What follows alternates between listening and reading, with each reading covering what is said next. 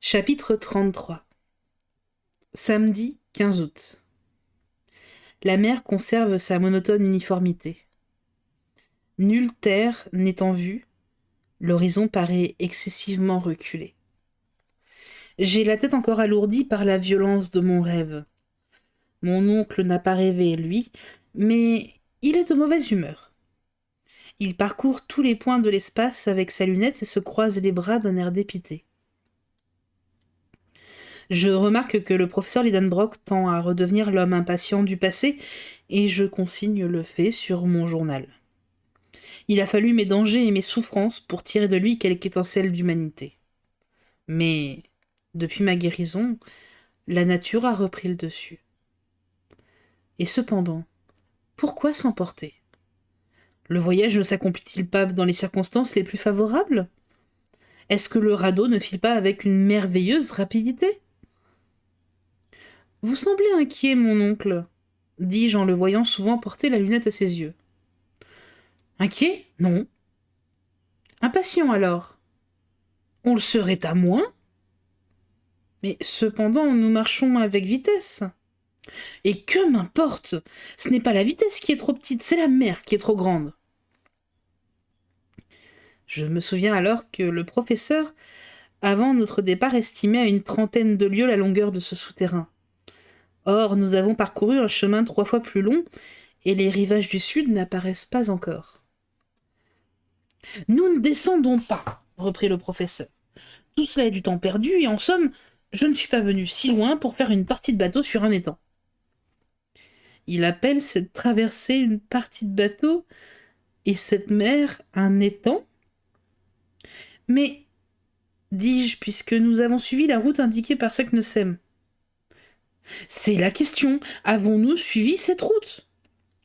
Saknussemm a-t-il rencontré cette étendue d'eau? L'a-t-il traversée?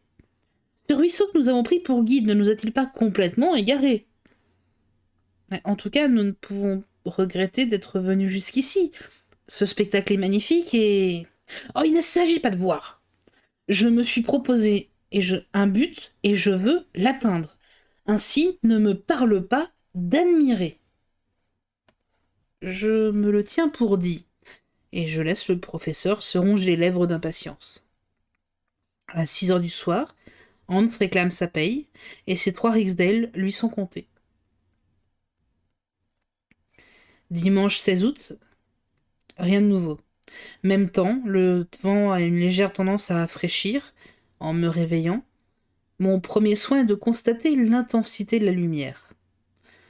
Je crains toujours que le phénomène électrique ne vienne à s'obscurcir, puis à s'éteindre.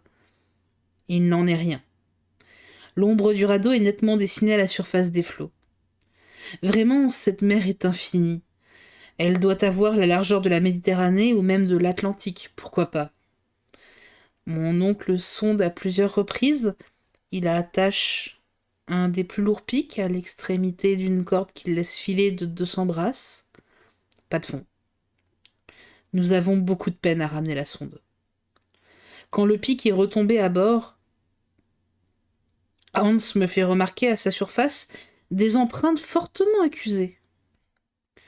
On dirait que ce morceau de fer a été vigoureusement serré entre 2 corps durs. Je regarde le chasseur. « Thunder !» dit-il. Je ne comprends pas. Je me tourne vers mon oncle qui est entièrement absorbé dans ses réflexions. Je ne me soucie pas de le déranger. Je reviens vers l'Islandais. Celui-ci, ouvrant et refermant plusieurs fois la bouche, me fait comprendre sa pensée. « Des dents !» dis-je avec stupéfaction, en considérant plus attentivement la barre de fer. « Mais oui, ce sont bien des dents dont l'empreinte s'est incrustée dans le métal ?» Les mâchoires qu'elles garnissent doivent posséder une force prodigieuse. Est-ce qu'un monstre des espèces perdues qui s'agite sous la couche profonde des eaux, plus vorace que le squale, plus redoutable que la baleine? Je ne puis détacher mes regards de cette barre à demi rongée. Mon rêve de la nuit dernière va-t-il devenir une réalité? Ces pensées m'agitent pendant tout le jour et mon imagination se calme à peine pendant un sommeil de quelques heures. Lundi 17 août.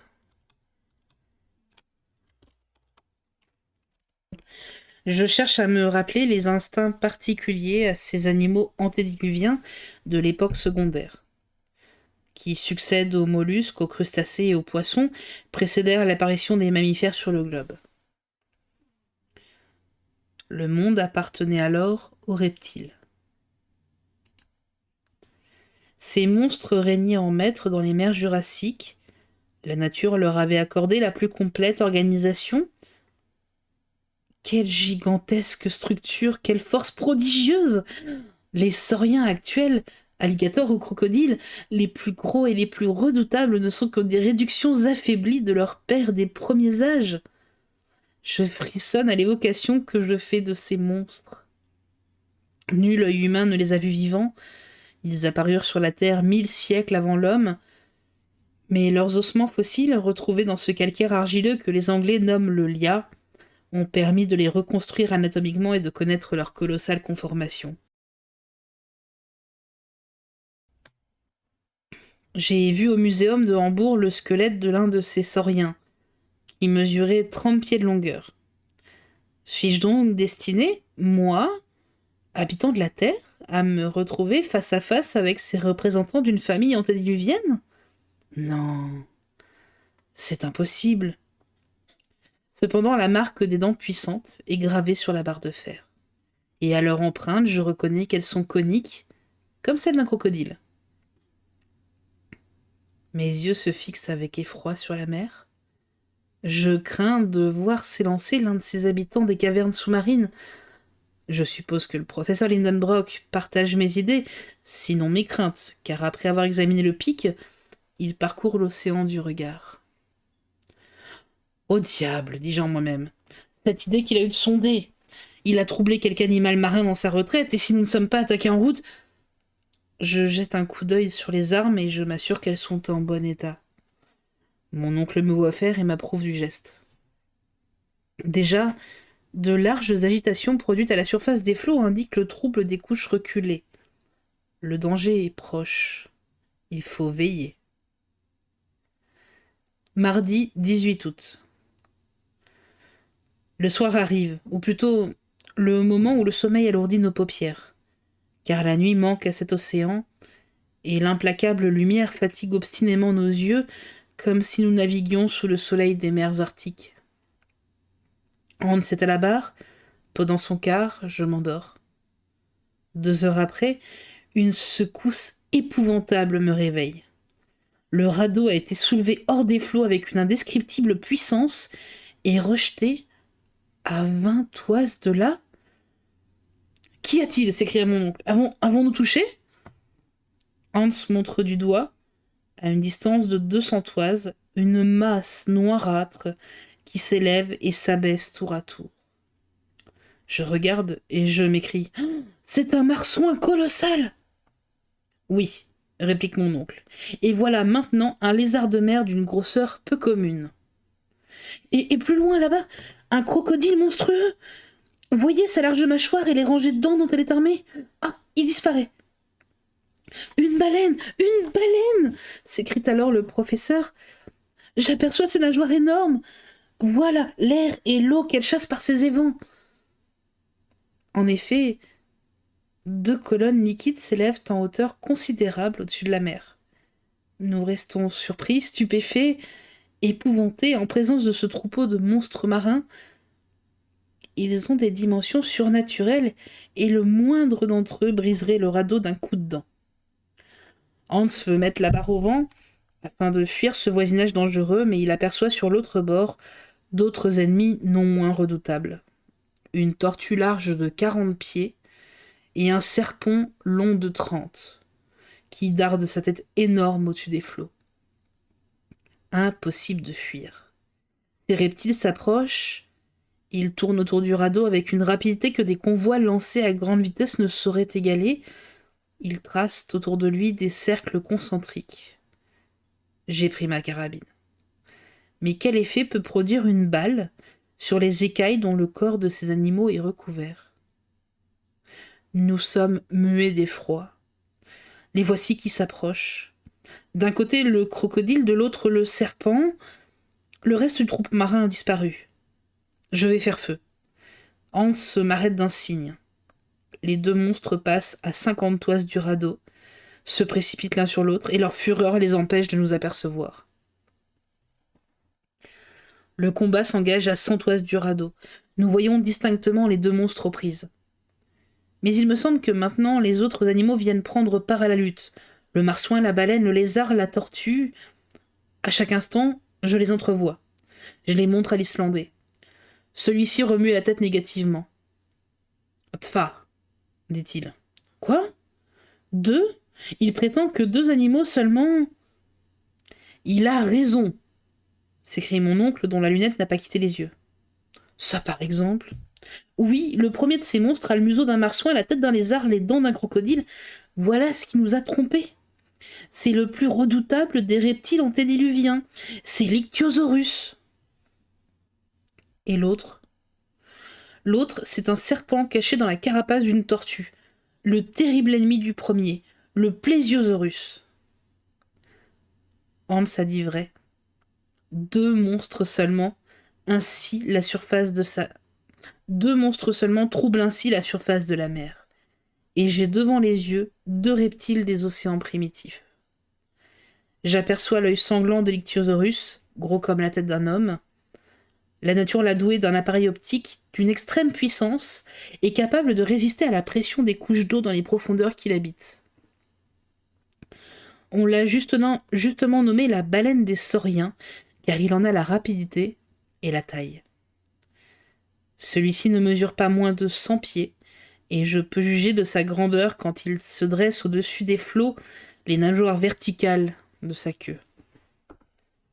Sa mâchoire est énorme, et d'après les naturalistes, elle ne compte pas moins de 182 dents.